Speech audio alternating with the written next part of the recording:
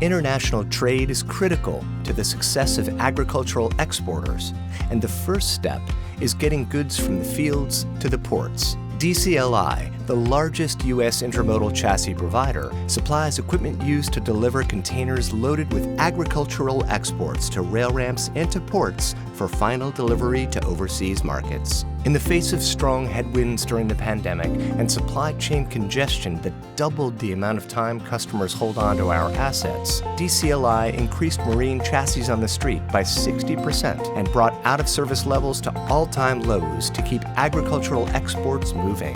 DCLI continues to engage with exporters and implement solutions to meet the market's needs.